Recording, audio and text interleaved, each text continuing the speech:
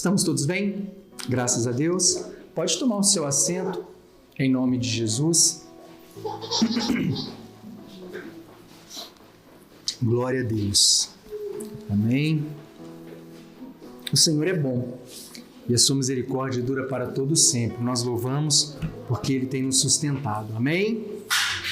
Meu querido irmão, se você nesta noite trouxe a tua Bíblia, abre ela aí comigo, na primeira carta de Pedro, capítulo 3, verso 8.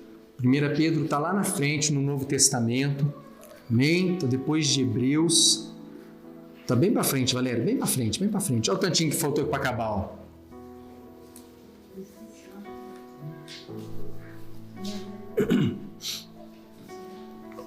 Primeira carta do apóstolo Pedro. Fecha ali para mim, Pretinho, por favor. Fecha. 1 Pedro, capítulo 3. Aleluias.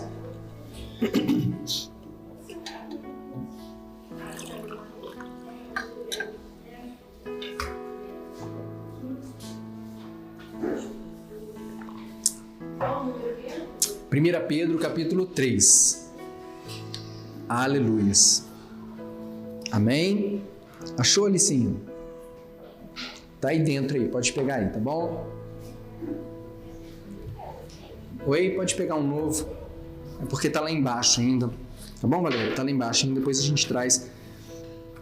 Deixa aí para nós, amém? Amém, irmãos? Todos acharam? Amém? Então vamos lá então, 1 Pedro. Pedro é um livro que é pouco lido, então a gente tem um pouquinho de dificuldade de achar mesmo, mas nós vamos ler em nome do Senhor Jesus, e se o Senhor confirmar o que Ele tem colocado no nosso coração, nós vamos ler por algumas vezes ainda nas próximas semanas. Nós vamos ler a partir do verso 8. Então 1 Pedro, capítulo 3, verso 8. Glorificado é o nome do Senhor nosso Deus. Amém? Todo mundo junto? Firme e forte? Então vamos lá, diz assim: finalmente, tenham todos o mesmo modo de pensar, sejam compassivos, fraternalmente amigos, misericordiosos e humildes. Não paguem mal com mal, nem ofensa com ofensa. Pelo contrário, respondam com palavras de bênção, pois para isto vocês mesmos foram chamados, a fim de receberem bênção por herança. Pois aquele que quer amar a vida e ter dias felizes, refreie a sua língua do mal, evite que os seus lábios falem palavras enganosas, afaste-se do mal e pratique o bem, busque a paz e empenhe-se em alcançá-la, porque os olhos do Senhor repousam sobre os justos e os seus ouvidos estão abertos às suas súplicas, mas o rosto do Senhor está contra aqueles que praticam o mal. Ora, quem há de maltratá-los se vocês forem zelosos na prática do bem? Mas, mesmo que venham a sofrer por causa da justiça, vocês são bem-aventurados. Não tenham medo das ameaças e nem fiquem angustiados. Pelo contrário, santifiquem a Cristo como Senhor no seu coração, estando sempre preparados para responder a todo aquele que pedir a razão da esperança que vocês têm. Amém? Glória a Deus. Deixa a tua Bíblia de lado aí. Esse é o texto que o Senhor nos deu para esta noite e do qual nós vamos tirar a palavra que o Senhor tem ministrado no nosso coração.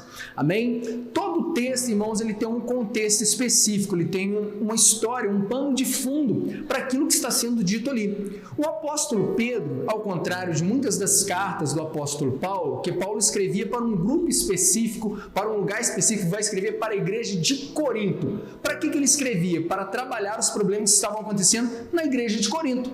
Quando ele escrevia para a igreja de Gálatas, os Gálatas, igual a gente vê na nossa Bíblia, a igreja dos irmãos lá da Galácia, ele escrevia para tratar os problemas que estavam acontecendo naquela igreja. Mas quando a gente olha para as epístolas de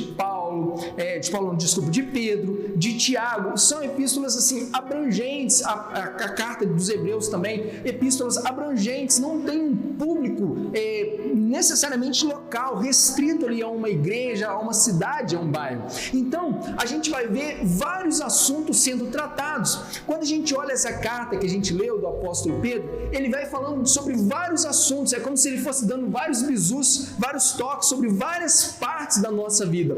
Esse mesmo capítulo 3, a gente começou a ler do versículo 8. Se a gente ler lá do versículo 1, ele está falando de conselhos para marido e para mulher, sobre o relacionamento entre homem e mulher dentro do casal. Aí, de repente, do nada, ele começa a falar, quando alguém fizer o mal para vocês, não paguem o mal com o mal, não. E aí ele começa a nos dar um ensinamento que eu quero compartilhar com os irmãos nesta noite. Ele falou assim, olha, quando alguém fizer mal para vocês, não paguem mal com mal, pelo contrário, saia da sua boca palavras de bênção. Eu vou fazer uma pergunta antes de eu continuar. Irmãos, quando alguém faz mal para nós, o que dá vontade da gente fazer?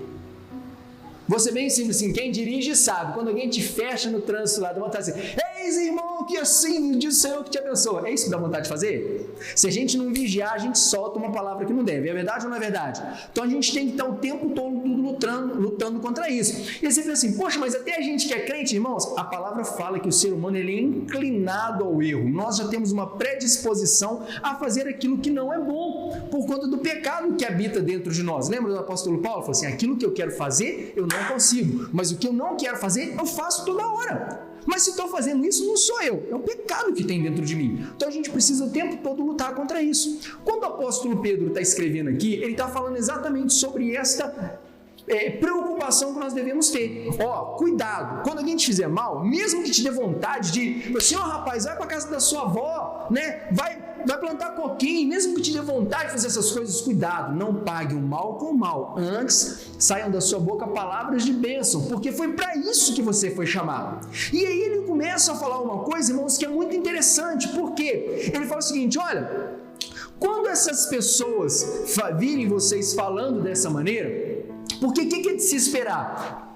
Quem que já viu confusão no trânsito, sem estar envolvido? Já viram? Quando você está assim de longe, só vendo problema. Você vê alguém que xinga, o que você imagina? O de cá vai xingar também. Não é assim que passa na nossa mente na hora? Então, quando alguém, eu vou te tampar uma pedra, o outro já vai tampar uma pedra antes. Né? Quando a gente vê na televisão, a questão das vias de fato que acontecem no trânsito, como de fato as pessoas brigam ou as pessoas matam umas às outras, via de regra eles estão conversando, de repente corre um, vai lá dentro do carro para poder pegar a arma ou pegar alguma coisa, e se aquele outro que estava lá em pé, ele tivesse alguma coisa para poder buscar dentro do carro, o que ele ia fazer? Ele ia buscar também. E de repente já saem os dois com a arma na mão trocando tiro no meio do trânsito. Por quê? É de se esperar que quando uma pessoa faz uma coisa que é mal, a outra vai pagar na mesma moeda. Já viu essa expressão? Vou pagar na mesma moeda e com direito a ter troco ainda. Tem gente que é assim. Então, é de se esperar como um ser humano, como homem carnal, homem e mulher carnal que nós somos, que quando alguém faz mal para nós, a gente retribua com o mal. E o apóstolo Pedro está falando disso. Olha, as pessoas vão esperar que você faça isso. Elas vão olhar para você quando alguém te fizer mal, quando alguém te caluniar, quando alguém falar mentira sobre você, as pessoas vão esperar que você já fale, porque isso é natural do ser humano. Porém, quando você começar a soltar palavras de bênção, eles não vão entender, eles vão ficar confundidos. E a palavra vai nos ensinar que, mesmo que as pessoas continuem fazendo mal para nós, já viu quando alguém te faz mal, a gente vai e faz o bem, é o famoso dar um tapa de luva, já ouviram essa expressão já? Nossa, fulano deu um tapa de luva no outro. Aí a gente pensa assim, poxa, saí por cima, deu certinho, né? A pessoa depois, numa outra oportunidade, faz mal contra nós de novo. Já aconteceu com os irmãos? Alguém te trai, você perdoa traição, depois ele vai te trair de novo. Já aconteceu com vocês? Já? Terrível isso, né? Pois é. E aí o que a gente faz? A gente para de fazer? Não. A palavra está falando justamente sobre isso. Sobre nós termos uma convicção de quem nós somos e para o que fomos chamados. E ele continua e conclui o texto que nós lemos da seguinte forma. Olha, quando alguém te perguntar por que você é assim, por que você sempre paga o bem com o bem, por que você sempre perdoa, por que você está sempre com uma palavra de bênção na boca, por que a despeito das pessoas continuarem te atacando, continuarem te prejudicando, continuarem tentando fazer você balançar na fé dentro da tua casa, no teu casamento, ele fala assim, por que você ainda assim continua firme? Ele esteja sempre pronto para responder com mansidão e temor a razão da esperança que há em vós. Não foi esse o texto que a gente leu? Não encerrou dessa forma? Pois bem, eu quero, irmãos, trazer um hashtag, se a gente pode falar assim dessa forma, uma lupa, um zoom, nesse último versículo que nós lemos, sobre nós estarmos sempre preparados para responder para qualquer um que nos pedir a razão da esperança que há em nós. Nós já falamos sobre esse texto algumas vezes, né? Assim, só citando, mas hoje aprove a Deus nós de fato debruçarmos um pouco mais sobre ele. O apóstolo Pedro está falando que algumas vezes alguém vai olhar para nós e não vai entender o nosso procedimento diante de alguma situação. As pessoas vão olhar para nós e falar assim: cara, por que você, crente, faz o que você faz? Por que você, cristão, age dessa forma a despeito das pessoas às vezes te caluniarem, a despeito de às vezes as coisas não saírem como você queria, a despeito de às vezes você tomar uma atitude que está todo mundo esperando que você tome outra? Por que você age dessa maneira? O apóstolo Pedro já está nos alertando que muitas vezes o cristão vai ser incompreendido. As pessoas já te questionaram: por que você vai na igreja? Quando está muito frio, fala assim: podia ficar em casa, né? Tá assim, tá frio, podia ficar em casa quietinho. Não, eu vou na igreja. Nossa, mas você vai na igreja todo dia. Para que você precisa ir na igreja? Sabe, irmãos, esse tipo de questionamento? As pessoas ficam o tempo inteiro perguntando por que a gente age de determinada maneira, por que a gente se posiciona de determinada maneira. E o que o apóstolo Pedro está ensinando é que, para esses questionamentos, nós precisamos estar sempre preparados. Repita assim comigo: eu preciso... Não, mas com mais convicção. Eu preciso estar sempre preparado. Amém? Vamos de novo. Eu preciso estar sempre preparado. Para que nós precisamos estar sempre preparados? A palavra diz: para responder com mansidão e temor a qualquer que nos pedir a razão da esperança que é em nós. Se eu perguntar assim: irmão, interessante, né? Outro dia o cara te fez raiva lá no trânsito, te fechou com o carro, a gente estava olhando, a gente viu que você ia xingar assim, estava todo mundo falando: vai xingar, vai xingar, vai xingar, vai xingar. De repente você saiu com tranquilidade: meu querido, tudo bem? Esbarrou aqui, né? Poxa vida, não tem problema não, vamos resolver isso de uma forma amistosa. E alguém te perguntar: por que você agiu dessa forma? Eu preciso estar preparado, porque é a oportunidade que eu tenho de mostrar a razão da esperança que há em mim. Irmãos, como crente, como homem e mulher de Deus, nós vamos ser questionados muitas vezes na nossa vida, na nossa fé. E a gente precisa tomar alguns cuidados. Por quê? Porque essa preparação que você diz que você precisa estar, ela vai ser fundamental para você se manter no caminho do Senhor. Irmãos, todo mundo consegue fazer o bem 100% o tempo todo? Sim ou não? Não, irmãos, não consegue. Mas a palavra está nos ensinando que, ainda que as situações pareçam não estar agradáveis, a gente precisa lutar contra nós mesmos para nós mantermos a nossa posição. E quando alguém te perguntar: cara, por que você luta contra você mesmo? Por que você está o tempo todo trabalhando para se manter nessa linha de quem está pagando o mal com o bem, a despeito de parecer injusto? Por que você se coloca dessa forma? Por que você se comporta dessa maneira? Por conta da esperança que há dentro de mim e dentro de você. Irmãos, quando nós aceitamos a Jesus, quem é que passa a habitar dentro de nós?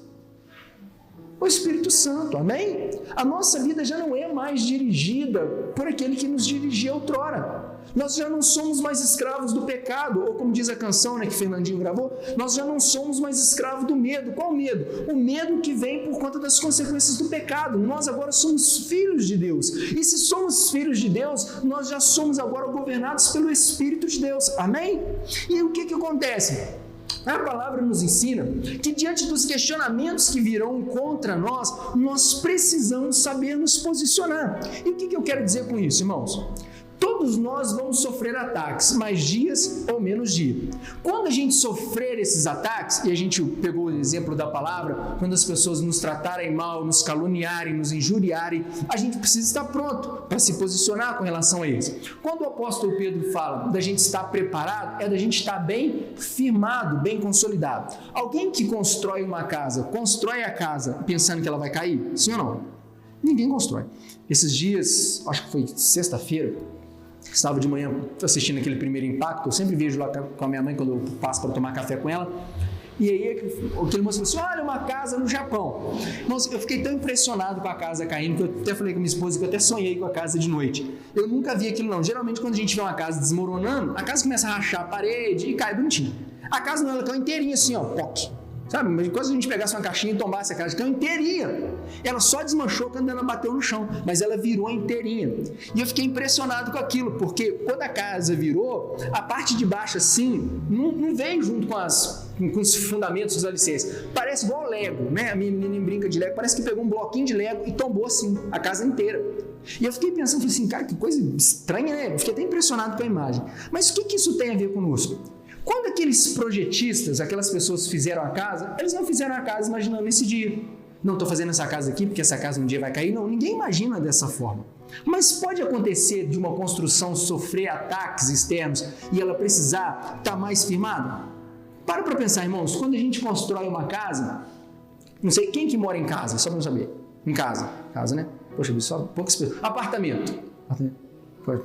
Então, quem mora em apartamento tem menos problema disso. Mas quem mora em casa, às vezes dá problema de vazamento na laje, problema de vazamento na laje, problema da caixa d'água que está vazando, problema de cano que quebra, uma série de fatores que estão relacionados à estrutura da casa. Agora, quando alguém constrói a casa, ninguém imagina, já vou construir essa casa aqui, eu sei que aqui vai dar um vazamento e quando esse vazamento acontecer, eu vou me posicionar dessa forma. Ninguém se programa dessa maneira, porque esse é um problema que vai acontecer ao longo dos anos. Agora, quando a gente olha e tenta se posicionar da melhor forma quanto aos problemas que virão, e a gente vê isso, por exemplo, quando a gente vê um engenheiro, não sei se os irmãos já viram, via de regra, quando as pessoas que programam mesmo para construir uma casa e pagam o engenheiro, já viu que tem aquele monte de desenho lá na planta? Aqui vai passar um cano, essa coluna aqui vai ter tantas vigas, e vai ser de tal espessura o aço. Tem todo um projeto para não dar problema lá na frente. Os irmãos já viram isso alguma vez? Só para a gente alinhar o pensamento? O que acontece?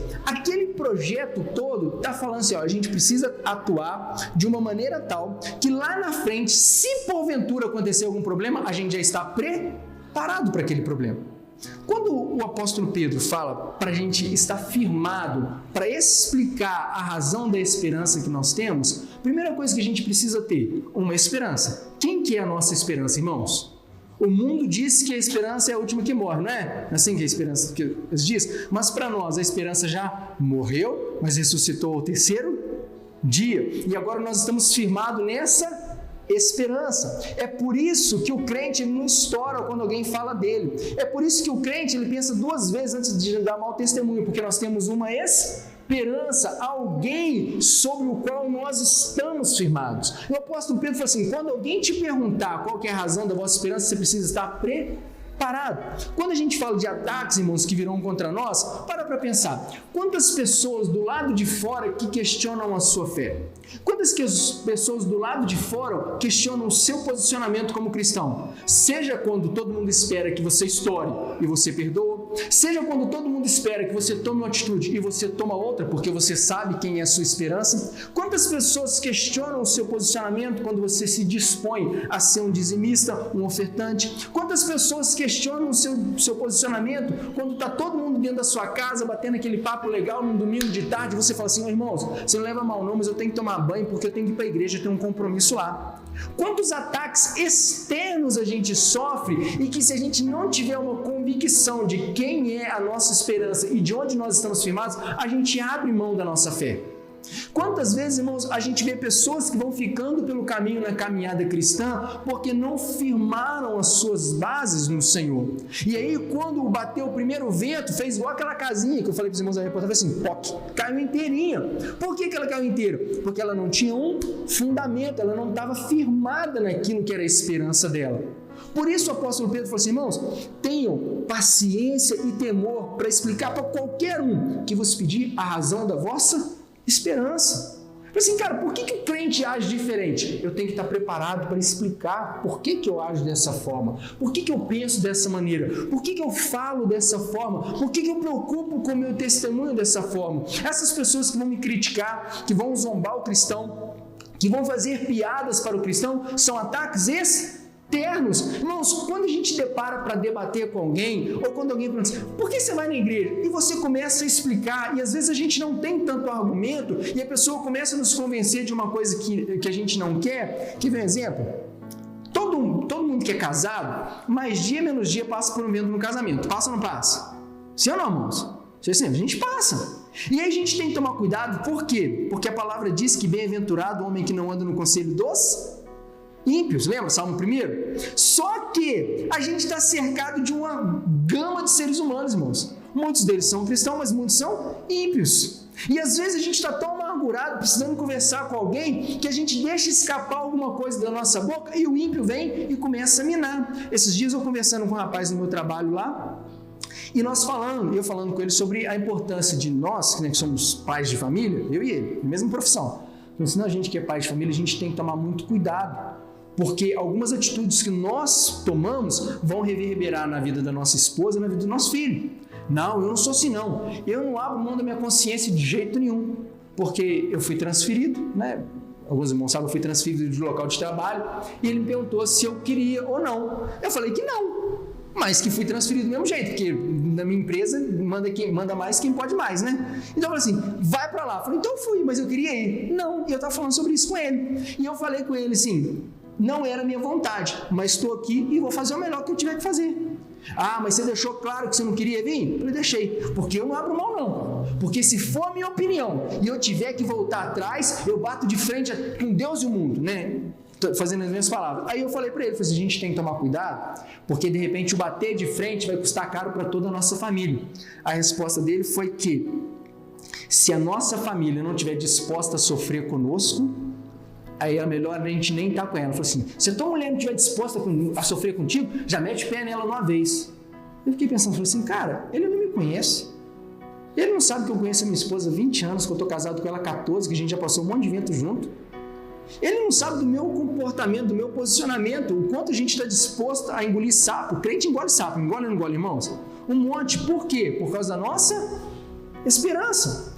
Ele não sabe a vida que a gente leva, o que a gente está disposto a fazer. E se eu der mole e entrar naquilo que ele está me falando, eu vou perder minha bênção. Então o que acontece? Quando eu percebo que está vindo um conjunto de informações que me fazem mal, o que eu posso fazer? Posso sair de perto. Pode ou não pode, irmãos?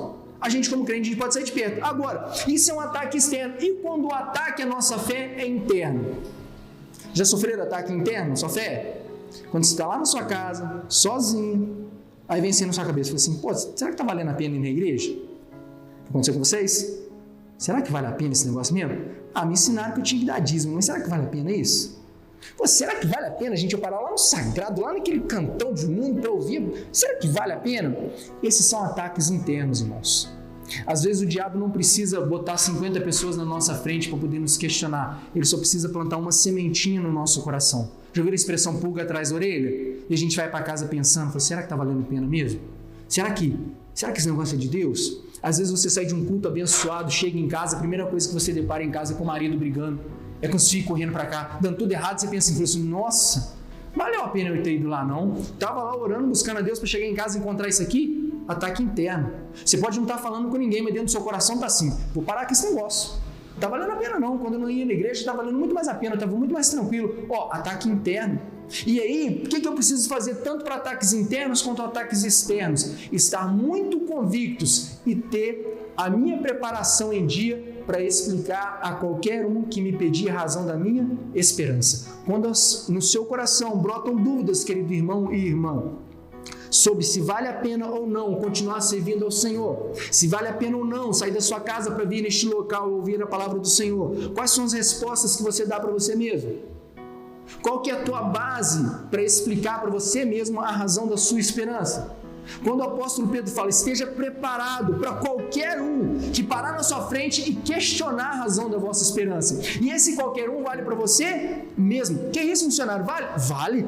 Um dia o salmista Davi, o rei Davi, estava lá na casa dele, bolado, pensando lá na vida, se valia a pena ou não viver. De repente ele, porque te abates, ó minha alma, e te perturba dentro de mim? Espera em Deus, porque eu ainda te louvarei. Irmãos, o que estava passando no coração dele para ele questionar a alma dele? Por que a alma dele estava batida? Os irmãos entendem que na mente dele os pensamentos começaram a vir? Será que está valendo a pena mesmo esse negócio de buscar Deus? Então, irmãos, a gente precisa estar firme na nossa convicção. Se eu perguntar para você assim, por que você veio na igreja hoje?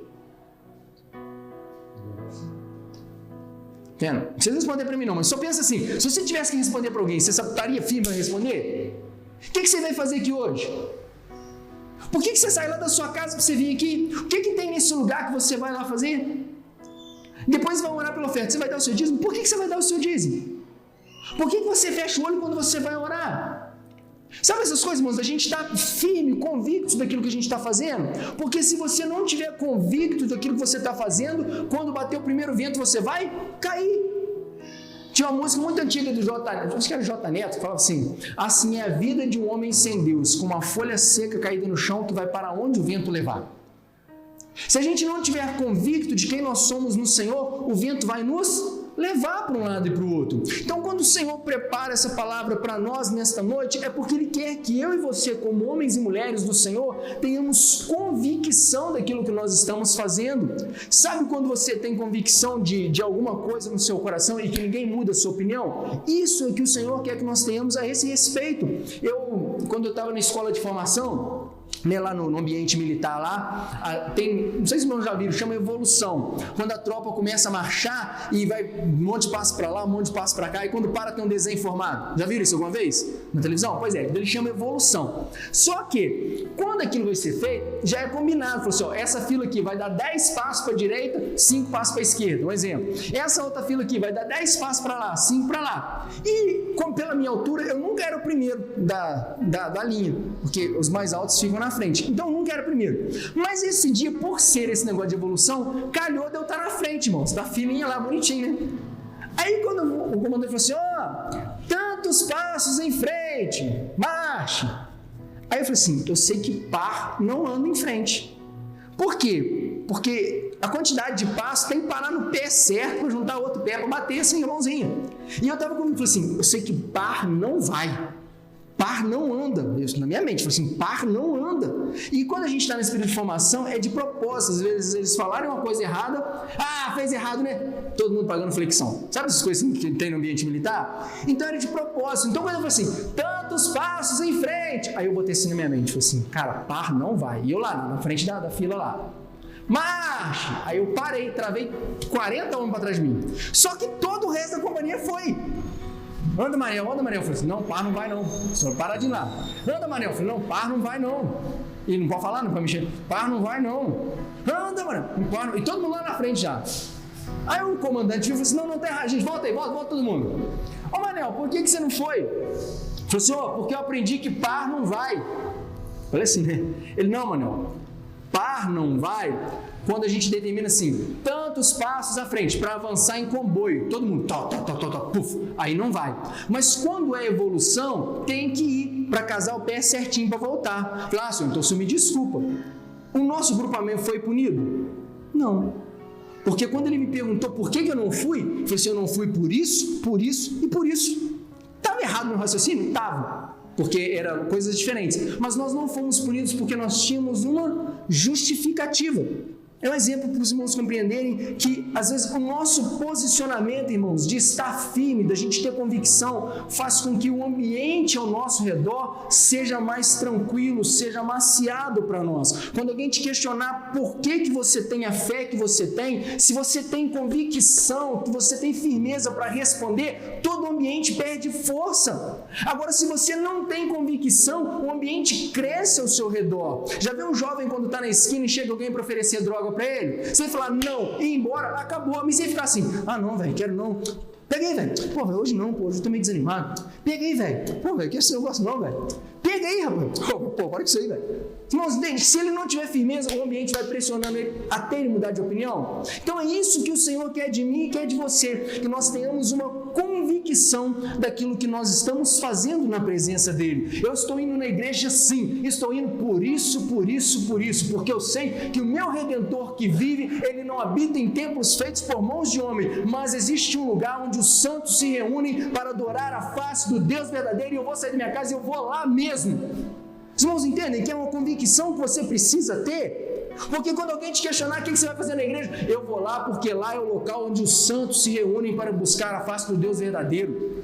Mas igreja não é as quatro paredes, é claro que não. Nós somos templos do Espírito Santo, mas nós nos tornamos igreja quando estamos no ajuntamento. É quando eu me reúno junto com a Valéria, com o primo, com a nossa irmã Cida, com o seu Martim. É nesse momento que nós nos tornamos igreja.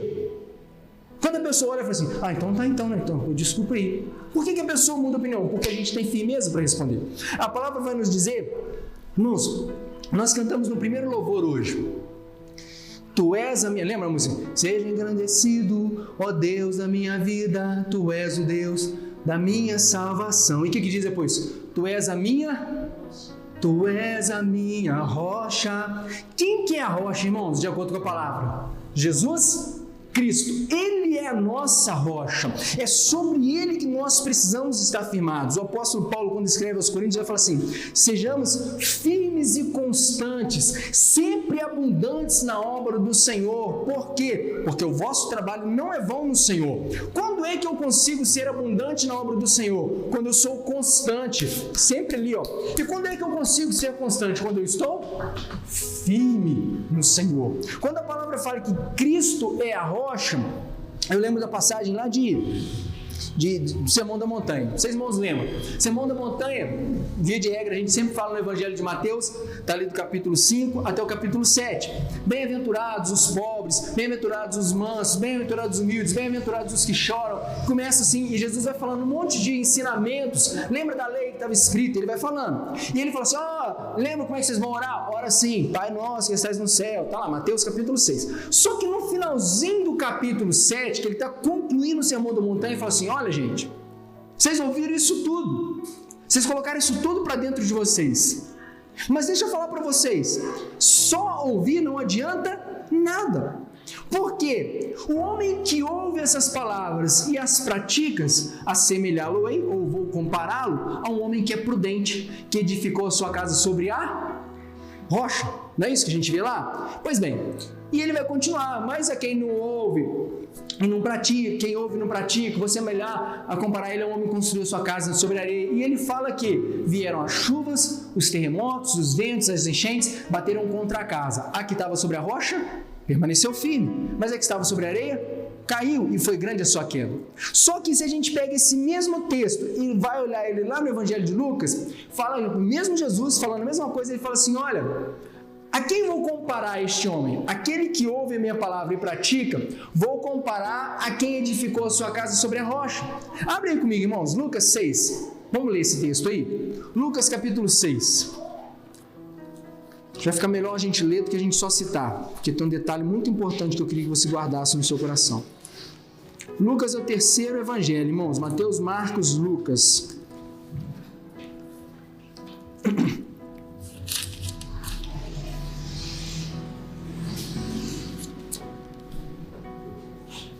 Lucas capítulo 6, verso 46.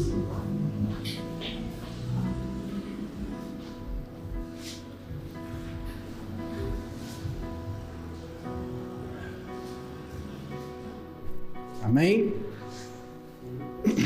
Lucas 6, 46.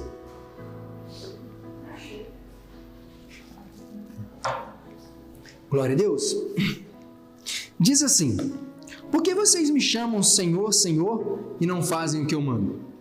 Eu vou mostrar a vocês a quem é semelhante todo aquele que vem a mim, ouve as minhas palavras e as pratica. Verso 48. Esse quem? O que vem a ele, ouve as palavras e a pratica. Esse é semelhante a um homem que, ao construir uma casa, o que está escrito aí, irmãos? Qual é a palavra? Cavou fundo e lançou o alicerce sobre a rocha. Quando veio a enchente, as águas bateram contra aquela casa, não a puderam abalar, por ter sido bem construída. Só tem. Preste bem atenção. Onde é que ele cavou a sua casa? Sobre a rocha. Irmãos, o que é melhor? Construir uma casa sobre a rocha ou sobre a areia? Sobre a rocha. Mas Jesus está mostrando o seguinte, o camarada que foi prudente, que foi um camarada bom, ele não conseguiu nota 10 porque ele estava sobre a rocha. Não foi isso.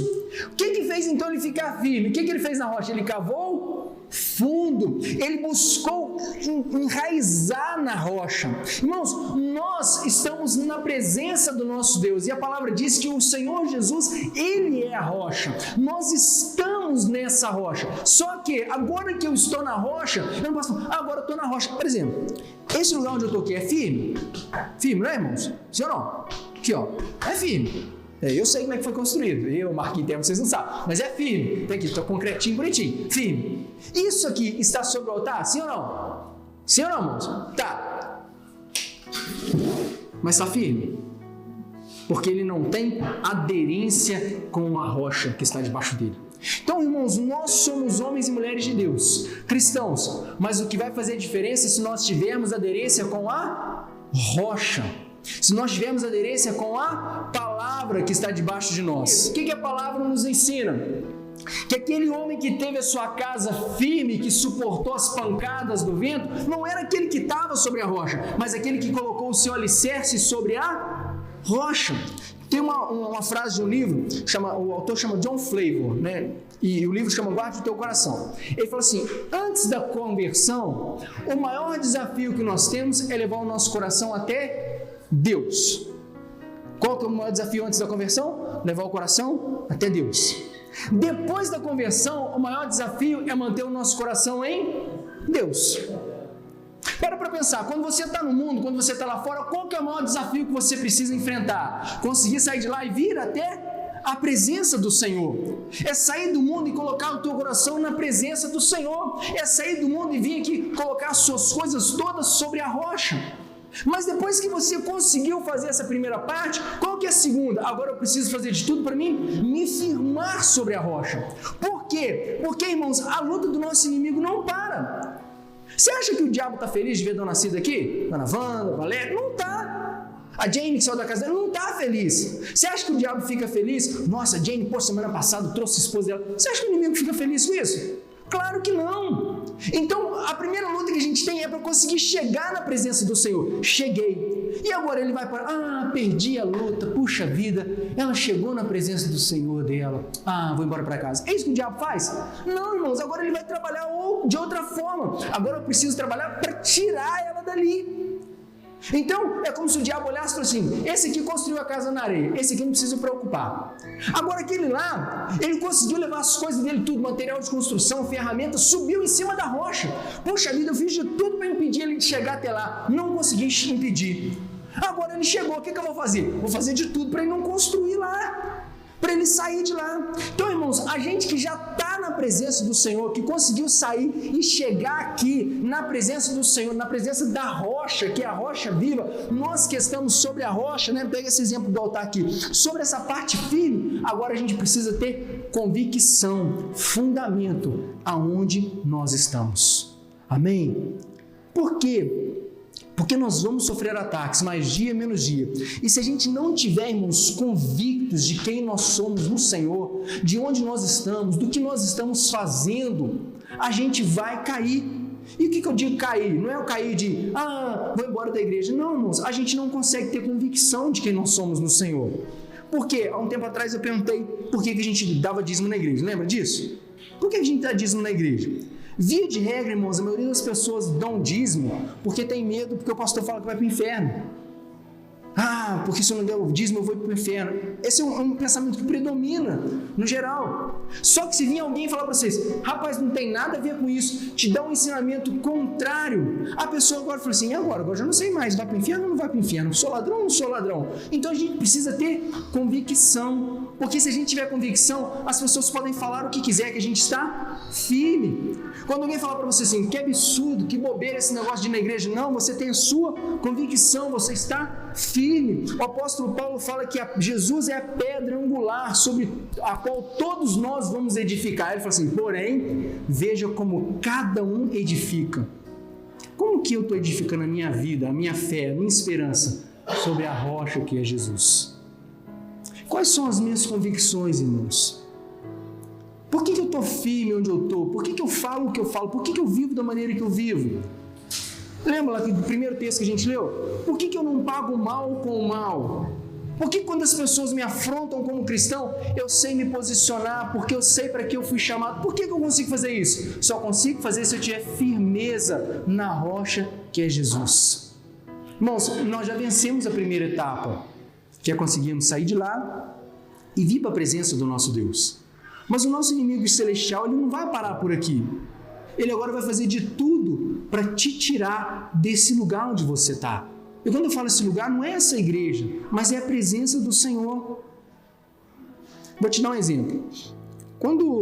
Já receberam visita de testemunho de Jeová na sua casa, uma vez? Receberam? Via de regra, a maioria das pessoas não tem nem paciência para conversar. Não é assim? Não estou podendo entender agora, não estou. Mas se você parar para conversar e não tiver firmeza, ele vai te convencer que você está errado e que ele está certo. Quem já teve a oportunidade de conversar sabe o que eu estou querendo dizer com isso. Ele vai te convencer. A gente tinha uma irmã aqui na igreja que um tempo atrás ela falou assim, olha, toda quarta-feira vai um pessoal, né, um grupo dos Testemunhos de Jeová para dar estudo lá na minha casa. Eu falei, cuidado. Por que cuidado? Porque você está chegando agora, você ainda não firmou, você ainda está nova na fé, você não firmou suas bases. Ele vai te convencer que você está errado. Irmãos, 2 semanas depois ela chegou para mim e falou assim, eles me falaram que Jesus não morreu numa cruz, não. Como não, irmão? Você vai matar, você acabou com o cristianismo, você rasgou a Bíblia, você falou um negócio desse. Os irmãos estão entendendo? Porque a palavra fala que ele foi obediente, ele não usurpou ser igual a Deus, ele desceu de sua glória, foi obediente até a morte, e morte de cruz. Se você falar que ele não morreu na cruz, acabou o evangelho. Os irmãos entendem? Vamos imaginar assim, graças a Deus que ela chegou aqui e me perguntou, eu abri a Bíblia e li para ela. E se ela não tivesse onde recorrer? Eu sempre acreditei que Jesus tinha morrido na cruz, mas agora eu sei que não é mais. Os irmãos entendem? Se a gente não tiver convicção de onde a gente está, a gente é muito facilmente demovido. O apóstolo Paulo, quando escreve aos Efésios, ele fala assim, olha, Deus deu uns para apóstolos, uns para profetas, outros para evangelistas, uns para os pastores e outros para mestres. Para quê? Para que eles possam atuar no aperfeiçoamento do corpo de Cristo, dos irmãos, para que a gente consiga amadurecer, chegar à estatura do varão perfeito. Mas por que isso tudo? Aí ele fala assim, para a gente não ser levado de um lado para o outro por ventos de doutrina, por pessoas que chegam e começam a plantar sementes de dúvida no nosso coração, começam a questionar quem nós somos no Senhor, começam a questionar a fé que nós temos. Será que vale a pena você fazer isso? Vale a pena engolir tanto sapo? E se a gente não tiver convicção de quem nós somos no Senhor, a gente é demovido, a gente é levado para lá e levado para cá. Essa imagem da casinha que eu falei para os irmãos nessa semana, que caiu inteirinha, mexeu muito comigo. Não sei por causa de quê, né? Eu vi aquela reportagem e eu fiquei mexido com ela. Porque era uma casa, irmãos, estava inteirinha, estava bonitinha, estruturada. Mas quando ela caiu, ela não tinha nada que estava fincando ela no chão. E às vezes assim é a vida de um cristão. Se a gente está realmente convicto de quem nós somos no Senhor, a gente precisa se preocupar com as bases que nós temos, com os alicerces que nós temos. Amém? Por isso, todas as vezes que nós falamos da palavra aqui, eu faço questão de perguntar, você entendeu, irmão? Você compreendeu? Se não entendeu, pergunta, mas não vai embora com dúvida não, porque nessa dúvida, a nossa base ela começa a ser corroída, ela começa a ser combatida, e a gente precisa ter convicção disso. Amém? Que existe uma Bíblia perdida, sabia disso? Mesmo? Não sabia que existe uma Bíblia perdida? Pois é, rapaz me falou essa semana, esse negócio da Bíblia perdida, né? Irmãos, se eu não estiver convicto de quem eu sou, rapaz, e agora? Será que a minha Bíblia é verdadeira ou será que a verdadeira Bíblia está perdida? Os irmãos compreendem isso? Mas tem anjo caído. Os irmãos sabem que tem uma teoria que fala que tem anjo preso lá na Antártida, por isso que ninguém vai? Os irmãos sabem disso? Sabia? Pois é. Eles falam que os anjos caíram do céu, são gigantes que estão presos lá na Antártida. Os irmãos falam, tem gente que fala que a Bíblia foi adulterada ao longo da história, que tem parte da Bíblia que a igreja da época tirou de propósito. E aí? Estejam sempre preparados para responder com mansidão e temor quando vos pedirem a razão da esperança que é em vós. Amém? Se o Senhor nos permitir, que esse é o desejo do nosso coração, nas próximas semanas nós vamos trazer uma série de mensagens sobre a razão da nossa esperança. Na Bíblia. Por que eu creio na Bíblia? Razão da minha esperança. Por que eu tenho fé? O que é fé, gente? Razão da minha esperança. E a gente perguntar, por que é fé? Fé é isso, cara. Não. É isso e pronto, acabou. E a Bíblia? A Bíblia é isso. Perguntar aos irmãos para a gente encerrar. A nossa igreja, qual é a igreja? Igreja do Evangelho Quadrangular. Quem sabe o que é o Evangelho Quadrangular? Esteja sempre preparado para responder com mansidão e temor quando vos pedirem a razão da esperança que é em vós. Amém? Poxa, sua igreja tem um monte de desenho lá. Tem um desenho do lado aqui, tá vendo aqui, ó, nos quadrinhos? Tem um monte de desenho. O que significa aquela igreja que tem uma cruz, uma pomba, uma taça e uma coroa? Às vezes a gente vai perder oportunidades de sedimentar nossa fé, de edificar a fé de alguém, se a gente não estiver preparado. Pô, tu vai na igreja lá há 50 anos, tu nem sabe o que é isso? Que crente que eu sei? Os irmãos entendem essas coisas? Ó, plantou a sementinha da dúvida no nosso coração. Poxa, é mesmo, hein, cara?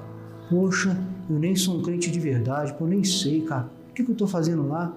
Os irmãos estão compreendendo? Então, nas próximas semanas, né, eu quero muito que os irmãos estejam presentes conosco para a gente crescer nesse sentido, para a gente firmar os nossos alicerces.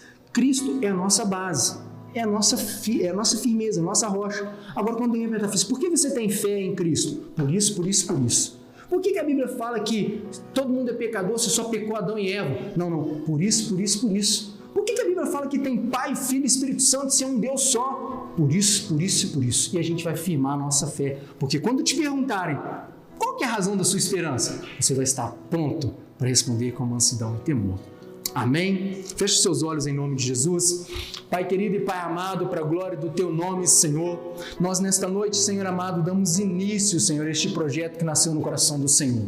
Pai querido, a importância, Deus querido, de cada um de nós termos a convicção do que estamos fazendo no Senhor, de onde nós estamos caminhando, da firmeza, Pai querido, dos lugares onde nós temos colocado os nossos pés, Senhor, nesta noite. Nós oramos a Ti, Senhor, e consagramos a Ti a nossa vida, como um homem, como uma mulher, Senhor, que ouve a Tua palavra e pratica, e que nesta noite, Senhor, aprendeu a importância de não apenas estar sobre a rocha, mas de cavar bem fundo nela, Senhor, para que os nossos alicerces sejam inabaláveis no Senhor. Senhor amado, que em nome de Jesus, Pai, o Senhor venha guardar o coração do meu irmão, da minha irmã, para que nós possamos juntos, Senhor, estar nessa caminhada, nesse crescimento, e que para a glória e honra do Teu santo nome, nós sejamos a cada dia mais firmes e mais constantes no Senhor, para que nós possamos, Senhor, glorificar o nosso Deus em todas as circunstâncias. Em nome de Jesus. Amém. Que a graça do nosso Senhor Jesus Cristo, o amor de Deus nosso Pai, as doces consolações do Espírito Santo, seja com todos nós que estamos alicerçados no Senhor, hoje e sempre. Amém.